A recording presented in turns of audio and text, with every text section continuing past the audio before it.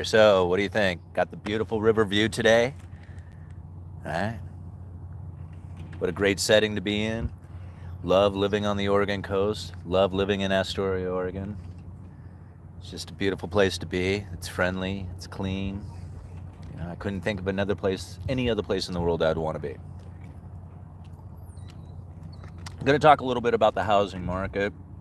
I'm going to talk a lot about lumber. That's really what we're going to talk about. Right? But everybody wants to know what's going on in housing. And I think really you can tell a lot about the future of the housing market by what's going on in lumber today. Now, really, what drives demand for lumber? New construction. Right?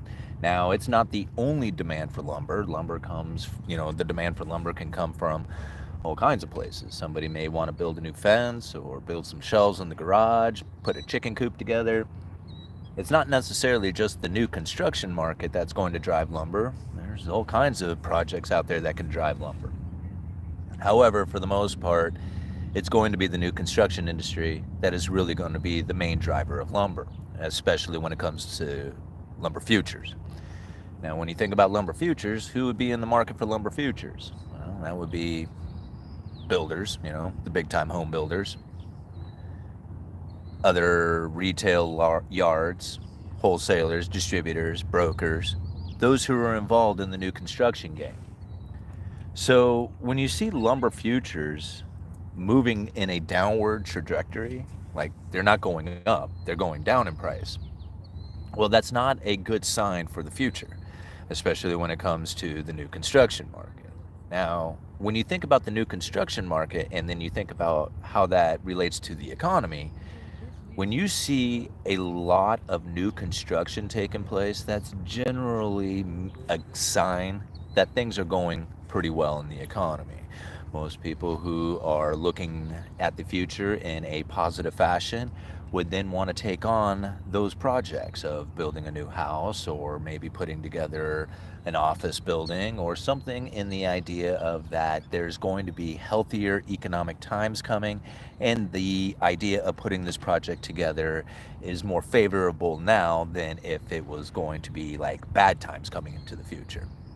So really, when you see people who are getting excited about starting new projects, that's usually a good sign for the economy. And if they're getting excited about starting new projects, that's usually reflected within the lumber futures market, right? So if you see lumber futures moving up, that's usually a sign that can tell you, hey, right, the economy is on a path of better times, or at least that's what a lot of people would be feeling from it. Certainly not the case today. Lumber futures are, well, I think they're right about 500 per thousand right now, and that is essentially the same price that we were experiencing in 2018. I mean, we're talking almost 5-6 years ago, right? All the inflation that we have experienced over the last few years, from all the money printing and prices go up when the money printer goes burr, has seemed to left lumber, right? It's not there. You can't find it anywhere. In fact, if you go and you look, well, it's hard to look because you don't have access to the information I have.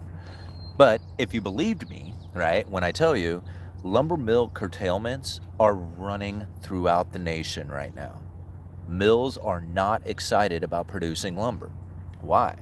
Right? I mean, you'd think if you have high housing prices, you have a low amount of inventory in homes, or at least supposedly low amount of inventory, that builders would be excited about building. But they're not. They're not excited about building, they're not excited about the future, and they're not excited about the elevated interest rates. And this is putting the damper on new construction. And it's obvious when you take a look at it through the lumber futures market.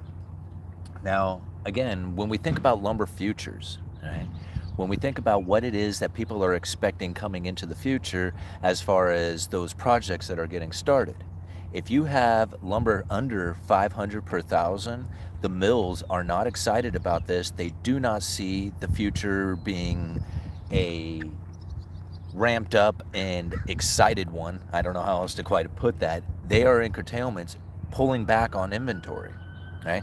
They're essentially only producing that what is selling. Now, if you go and look for 2x4 or 2x6, standard and better, stud length or even random length, you're probably not going to have too much trouble finding it. But now, as we move into the summer and the curtailments are kicking in, those mills are only going to be producing that what is selling. So you're going to find where longer lengths, 16s, 18s, 20 footers, they're going to become less common. The wider lengths, 2x8, 2x10, 2x12, these things again are going to be coming up in shorter supply. Now, I'm already experiencing this, and I have been for quite some time, but now I'm finding where reports coming across the entire nation are starting to say this very thing. So again, I think about it. I bring it back a little bit and I say, okay, well, what happens if there is any change to the future perception of what's going on, right? If we all of a sudden get excited about building, like the idea that interest rates are actually going to come down and not the misguided belief from 6 months ago thinking that there was going to be 7 interest rate cuts, and now people are even wondering if there's going to be 1, right? Once this has no longer have an uncertainty tied to it, but it becomes very certain, right? The communication coming from the Federal Reserve is going to be very critical to this too. Right? Because a lot of people are waiting for an interest rate cut. That's not it. It's the moment that they are committed to an interest rate cut. The moment that they say they are definitely going to do it. Not like a plot map, not like the dot plot where they, had this idea of future projections or where they think that interest rates are going to be. No, not that. All right? When they actually come out and say, at the next meeting, we are going to cut. That is going to be the critical moment. When we see that happen, you're going to find that the builders are going to get very excited. The home buyers out there are also going to get excited, and this is going to start moving into the mortgage market. It's going to start bringing interest rates down. You're going to start seeing people get excited about starting new projects, and it's going to drive the lumber futures way higher, right? Even before the Fed does a single move with their interest rate cuts. Just the commitment to doing it into the future is going to be enough to change the market's perception and the actual interest rates, and will start stimulating the housing market and start stimulating the builders. You will find this taking place, but it's going to take that Federal Reserve's committed statement. Not one that's like gives a misguided understanding of what's coming into the future, much like the plot thing, right? That dot plot, which still just annoys the hell out of me. Because I called it out when it happened, when everybody says, no, the Fed's committed to 7 interest rate cuts. They just said it with this plot thing, right? And I was like, that is not a commitment. That is a communication tool that they use for credible threats.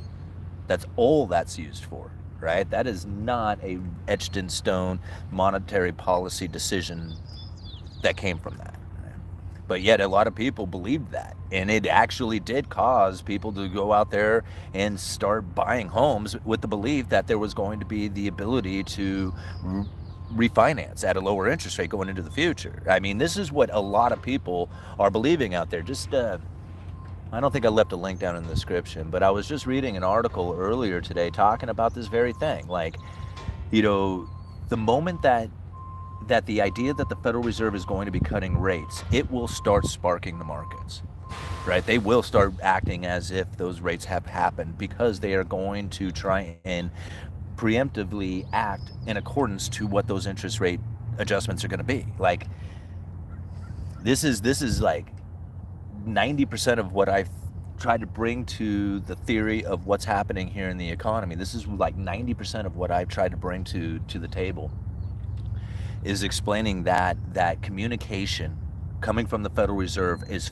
far, far, far more important than the actual interest rate adjustments, because they found that the communication is the important part. It means more than the interest rate cuts themselves.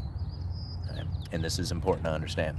All right, we're 9 minutes into it. I figure that's probably pretty good information. We got a buoy tender coming in, if you can see it out there in the distance. Again, it's a beautiful day out here on the Oregon coast, especially out here on the river. It is very calm. It's very nice. It's barely any breeze at all. It's wonderful. All right, let's take a look at some of these comments here. Will it still take 8 months to make full effect? As far as the interest rate cuts, Yeah, I mean, no matter what you do, interest rate cuts take anywhere from 6 months to a year before you really start to feel the impact, and anywhere from like, a year to 18 months before it really is like fully into the economy. You have to think, like, the moment that an interest rate comes down, it's not like the entire economy gets to take advantage of that. Only the people who are taking out brand new loans get to take advantage of those lower rates. Everybody else is still suffering with the higher interest rates, right? So the moment that they lower rates, it's just getting started. And then it takes time of people actually using those lower rates to participate in the economy with before it really starts to impact the economy in a meaningful way.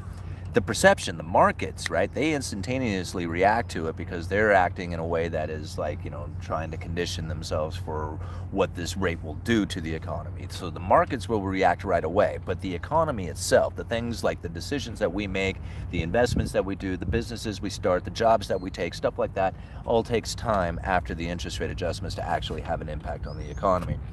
When the Federal Reserve puts those statements out there, it does pull that timeline a little closer. So a lot of people could say, well, maybe it's only 3 months to 6 months before you start feeling the impact and the full impact hits in a year. Either way, there's still a lag time that happens from that. And I could agree that the communications of the interest rate adjustments ahead of time do have a major impact on that time lag. So yeah, I could go with that. Like, maybe it's, shortened up to 3 months to a year. All right. Good morning, UE and everybody. Is it Friday yet? Yeah, I wish, man. All right, let's cruise up in here. I'm sorry I'm skipping over all these comments. Good morning, and everybody. Let me cruise back up there. Hey, Brody, thank you for being here, brother. Why will they actually have one rate cut this year or no? See, the thing is about it, what is that, Eltron? Tronato? It doesn't matter if they cut rates. Right? So it doesn't matter if they're going to make the interest rate cut or not. It's the perception that the market is going to have over it. And as you can see, like 6 months ago, 7 interest rate cuts, everybody was guaranteed. There was all kind of stimulus happening within the markets. Housing market was doing well. All kinds of mortgages were being written.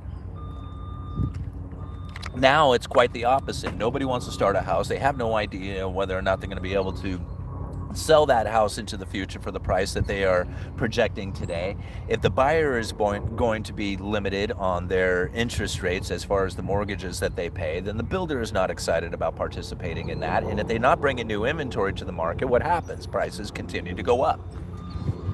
And so it's not like, I mean, I know a lot of people might look at it and saying, no, they need to have a system that is fair and equal and going to work for everybody. It isn't like that. It's unfair. It's survival of the fittest. It is, it's going to be hard for most people, especially when it comes to the lower wage earners, in order to try and be in a condition in which that the availability of a house becomes more prevalent to them. It's not going to exist. It just doesn't happen like that.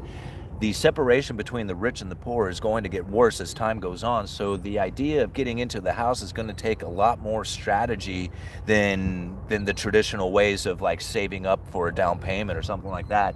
You're still going to have to do those things, but then it's going to have to be like even more strategy going into like, how do I make the payments with like, house hacking, buying duplexes, doing things that are not like the traditional form of like getting a 9-to-5 job, putting a down payment on a house, working that 9-to-5 job, making your payments for 30 years, and then retiring happy. There's going to be a lot of people who can do that, but for the most part, that's not going to be like the way, What you're saying here today is exactly why we need to stop the property scalping. I don't know what that means. Right? I mean, if you're thinking about taking away the free market conditions in which that people would be able to acquire loans and have properties and sell properties and do all that other stuff, if you want to create more manipulation and more issues within the system, then I would say, yeah, put a limit on how many homes you can buy.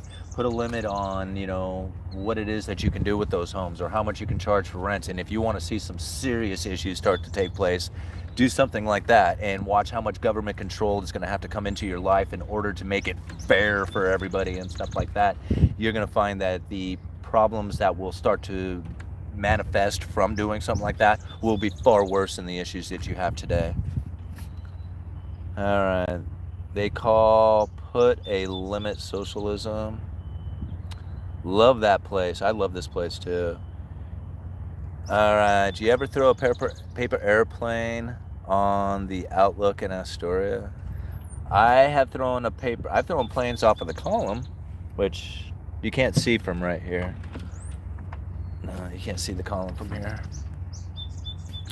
All right.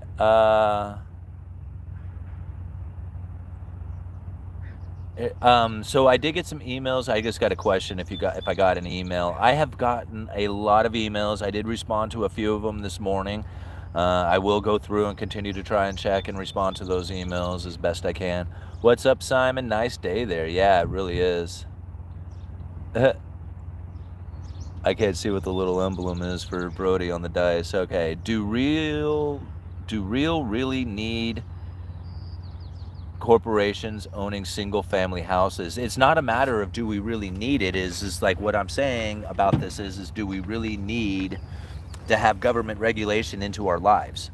Like, I want government more out of my life, not into it. And by limiting the amount of what it is that corporations can do, or what individuals can do, or what they can charge for rent, or how many houses they can own, and all this other stuff, is totally inviting government into your life.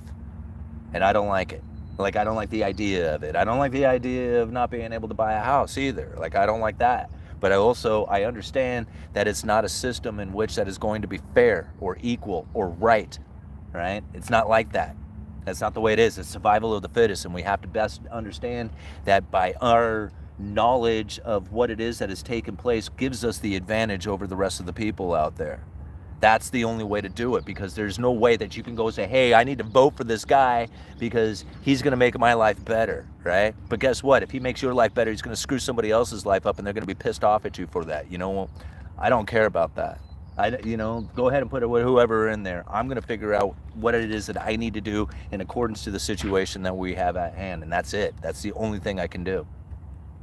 But there's nothing you can do about changing it, right? The ever increasing amounts of new money that pours into this system is going to continue to create inequality. There is nothing we can do to change it. The moment that we try to stop that from happening, everybody will fall into poverty. I don't like it. It's not that I'm happy about this. This is not the way I want it. This is not the way that I think it should be. And it's not any of that stuff. But you know what? There's nothing we can do to change it. And so if we're going to do anything about it, we better take advantage of the situation from the knowledge and understandings that we do have about it. That's the only thing we can really do. All right?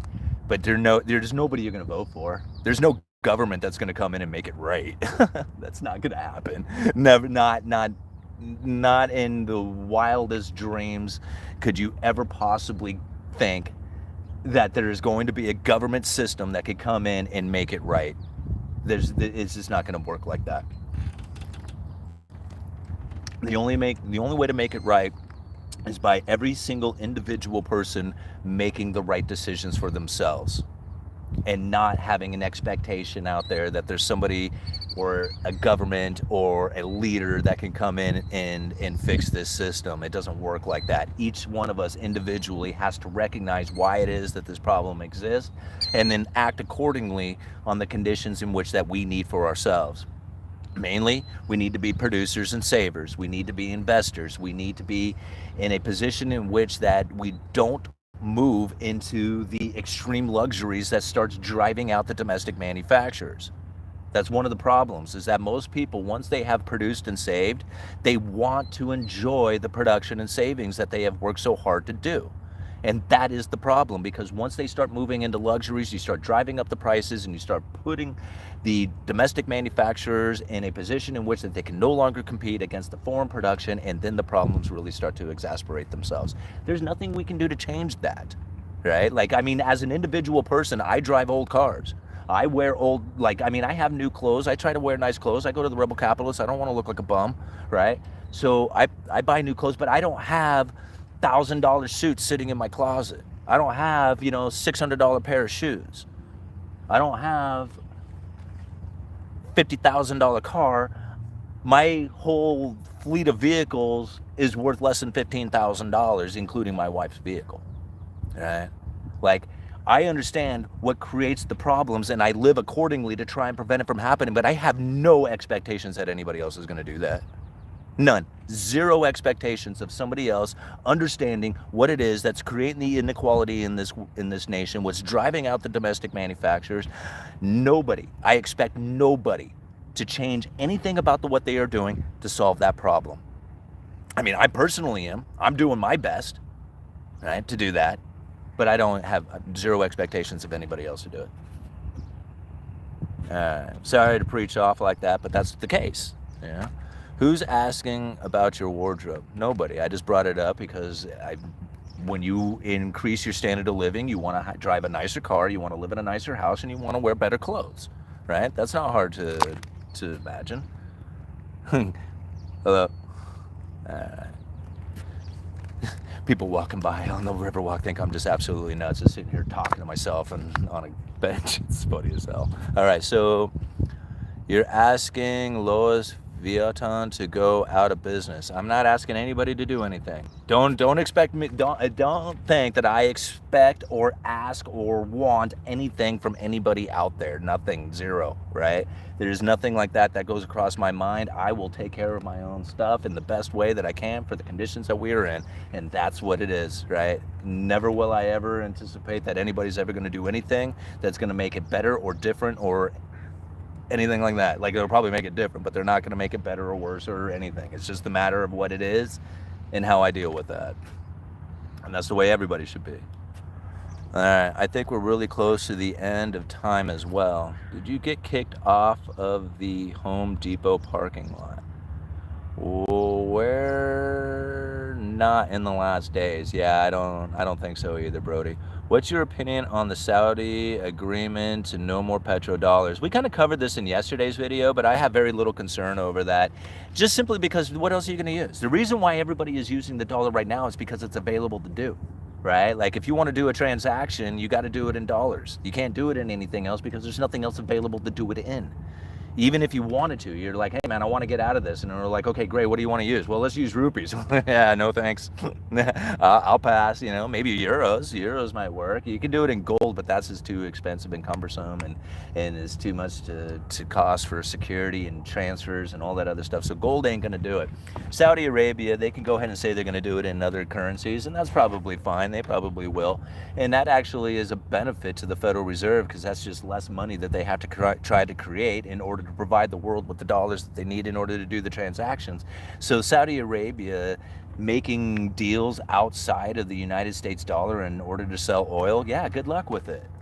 Right? I mean, it's not like these other nations are doing what the dollar can do. They do not go into a deficit spending as much as the United States is in order to provide the world with a safe and liquid asset like a U.S. Treasury. Not that any other nation would ever trust anything other than a U.S. Treasury, which is kind of surprising because, is the United States really that trustworthy?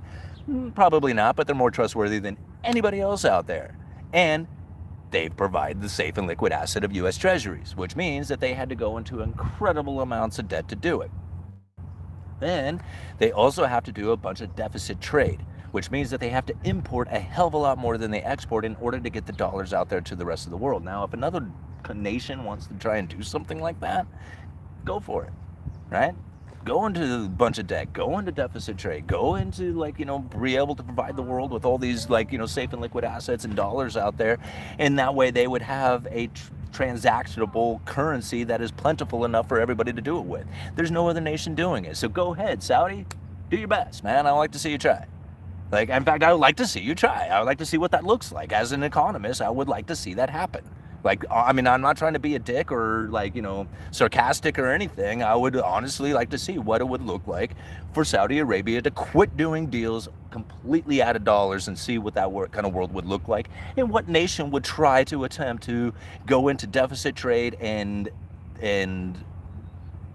deficit, budgets in order to provide the world with what it is that they need to do those transactions. I don't see it. I don't see it happen. So the credible threat is there, but the reality is not. Did anybody pay attention to the CPI report? I don't really give much credit to the actual numbers that are out there, but more of the direction in which that they are headed, and then the communication of the Federal Reserve about it. That to me is so much more important, because the CPI itself is fake, right? Like that's not a real number. That's just an imaginary bullshit thing that they put out there for us to talk about. It's not real, right? And we already know that these numbers haven't been real for a long time. Fast B56 has already said that. However, the communications about it and the direction in which that they are going and by how much, I think that has a lot more relevance to the situation than the actual number itself, because that I don't believe. I don't believe the unemployment numbers. I don't believe the inflation numbers. I don't believe any of that stuff.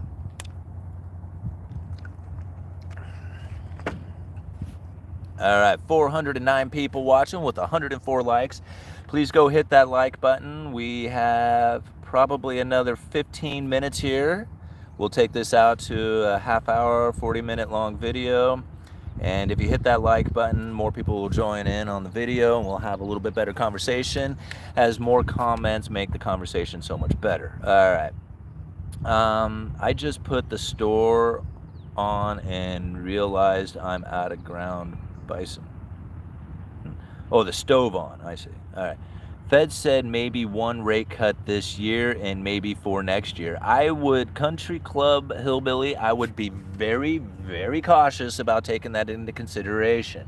Now, whether or not they said that they would do it or didn't say that they would do it, until they have committed to it, it is an open-ended idea of what it is that's coming from the interest rate cuts. That communication has more impact on the economy than the interest rate cuts themselves. So watch the communication coming from the Federal Reserve's governors, their presidents, their statements to the mainstream media. There will be interviews, there will be like all kinds of news articles and interviews and stuff like that coming out over the next week. This is the Federal Reserve's communication, is the monetary policy. So remember, everything that they are communicating out there has the intention of putting the market in a condition in which that the interest rates have already been adjusted. So if they are talking about cutting rates and how they need to cut rates and how the market is getting ready for cutting rates, and that's all you hear is cut coming from the Fed, then most likely that is going to have an impact on the economy as if the interest rates have cut. That would be very stimulative. They don't have to do anything. Remember, they don't have to do a thing. It doesn't matter if they cut rates. That part is not important. The communication about it is, and that is the most important part about it. If the communication comes out in a way that they are very like, I don't know, maybe we'll have to see, we're waiting, we don't know, maybe more cuts coming into the future, then that is not going to be very stimulative to the economy. In fact, it's probably going to be like, very maintaining. But then if they put, oh no, things are bad, we're going to have to raise rates, it's looking like we're going to have to raise rates, most likely we're going to have to raise rates, that will be very restrictive to the economy. And again, nothing has to happen from the Federal Reserve adjustment of interest rates. Nothing has to happen. Just the communication of it alone will be enough to do the job. And that is the most important part. I hope people understand that, right? When I get asked the question, when are they going to cut rates? It doesn't matter. It literally does not mean anything. The communication of it does. And that I hope people will, if anything, can grasp from this video, because that is so much of how I'm trying to get people to understand. It's everything that I have researched, everything that I have learned about monetary policy. It is not being communicated out there in the mainstream media. Very few economists, even the YouTube, people that I really hold a lot of respect for, are not seeing it. They do not see the monetary policy for what it is, and that is the communications that are coming, that are more important than the actual cuts. All right, and still, like, people will hear that, and then the very next question will be, so when do you think they will cut? It's just like, it doesn't matter, All right. Simon, what are your thoughts on home equity lines of credit at this time? I don't know. I mean, interest rates are pretty high, so getting a line of credit on your equity of your house, especially with the interest rates as high as they are, I don't think that's necessarily a good place to be. It's one thing if you could get if you could have an interest rate that I guess it's better than a credit card. So, But as far as tapping into that, I don't think that's necessarily the greatest position to be in right now. Although I don't think you're necessarily going to have to worry about the house price coming down as much as like a lot of people would be concerned about it. Unless you have builders getting excited about bringing inventory to the market, and that's obviously not taking place by the lumber futures, then I don't see where house prices are going to be coming down in the future. We already have elevated interest rates, and the idea of interest rate cuts coming into the future is more relevant or more prevalent in the market idea than hikes are. So to me, like, I don't see where real estate is going to be coming down any. And in that sense, then, maybe taking out the home equity line of credit for, use of that money for something that is going to have a better return, maybe fixing up the house or, starting a business or something of that nature. I don't know. Like, I guess that wouldn't be too bad. All right. I do not think interest rates will be cut. We are spending too much as citizens. They want to raise it for several reasons.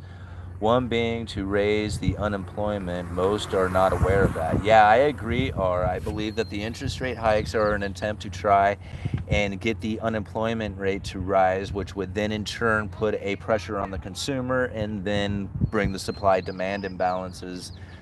and demand balances back in line, back in equilibrium. And I could see all that taking place. The only concern that I would now have for that is that the Federal Reserve has found that there is an insensitivity. Inflation has an insensitivity to a tight labor market, which may also be the same when it comes to tightening the interest rates.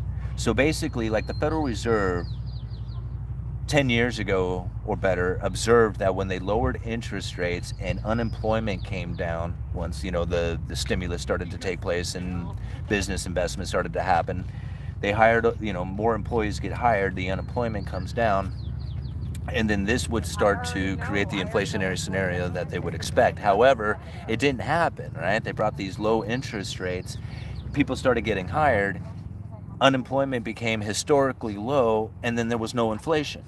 Right? Even at the end of the Trump administration, you wanted to fire Jerome Powell because he wouldn't take interest rates into negative territory, and there was no inflation. The Fed should be printing money and going into negative rates, right? There's no inflation. This is what Trump was saying at the end of his administration. And it was low interest rates and low unemployment and no inflation. And so this was like very concerning to the Federal Reserve. They were like, damn it, now what, right? Like there was a time that we could do this, create the inflationary scenario that we were looking for, and now we can't do it, right? This was, again, like if you go back and read John Williams' speech, Monetary Policy Strategies for a Low Neutral Interest Rate World, he was describing this exact scenario. It's like, crap, what do we do? So if the low interest rates and the low unemployment doesn't create the inflationary scenario that they were looking for, does high interest rates create the deflationary scenario? Right? Because if low rates didn't do it, then high rates probably wouldn't do it either. And I think that's probably what we're starting to be finding to be the case now. We have elevated interest rates. We have a consumer that should be burdened. We have conditions in the market that would totally describe a deflationary pressure, but yet it doesn't seem to be taking place. Okay? And now a lot of people will be like, I don't get it. I don't understand why. And it would totally make sense on why they wouldn't understand it if you do not incorporate the neutral interest rate. Right? Because understanding the neutral interest rate, which is something that very few people even know exists, right? I bet you could go to 100 people and you'd be lucky if you could find one person who has even heard of the neutral interest rate, let alone be able to describe it to you. All right? So literally 99% of the people have no clue about what the neutral interest rate is and how that is impacting the Federal Reserve's monetary policy. Okay? The neutral interest rate, just real quick, because we have 490 people watching. Thank you so much for watching. Go hit that like button. But for the 490, if there's some of you out there who have never heard of the neutral interest rate, this is the rate that is neither accommodating nor restricting the economy. And the problem that the Federal Reserve was facing is that neutral interest rate had become so close to zero that stimulating the economy with the traditional methods of dropping interest rates was no longer an effective tool. And because of the low interest rates, the return on capital investment had also become low, and in fact had gone negative if you take into consideration the loss of purchasing power after inflation. So you put money towards, a 10-year investment, the interest rates are so low that by the time you got your principal back plus the interest payments, that money had lost purchasing power going into the future. And so this is the problem that not only the Fed was facing, but the economy was facing. And their major problem that they were trying to solve was, where do we get this damn inflation from? How do we get it, right? And now that everybody is super concerned about like how the inflation is going to be running rampant and how it's going to destroy everything and how it's going to be persistent going into the future, that exact belief is what's benefiting the Federal Reserve now. Okay? Not only were they able to raise the interest rates to get the Fed funds rates elevated, but this whole belief of inflation expectation running persistent. Sorry, we'll let this guy go by.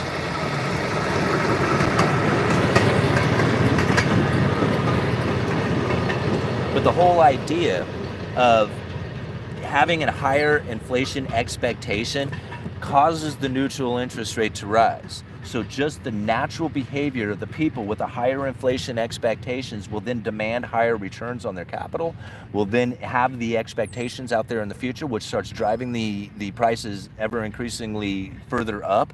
And by doing this, you can get the neutral interest rate to also rise. And this is what the Federal Reserve is looking to do, because if they can get that neutral interest rate to rise, then what they will do is provide the ability to drop far enough below it to stimulate the economy. Because the problem before is they would hit the lower bound of zero. They would hit zero on their Fed funds rate and still not be far enough below the neutral interest rate to stimulate the economy. Understanding this concept right here is something that 99% of the people out there have no clue about.